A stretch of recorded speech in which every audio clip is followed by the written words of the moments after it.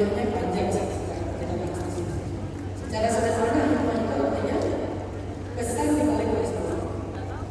Ketika kita lagi mendapatkan ujian hidup, Allah pengen kita belajar mengambil pesan dari ujian itu. Jangan fokus kepada lukanya, tapi fokuslah kepada pelajarannya. Karena setiap kali kita dikasih ujian hidup, kita pasti diberikan pelajaran. Ada pesan dari Allah untuk kita. Apakah pesan-pesan A, B, C,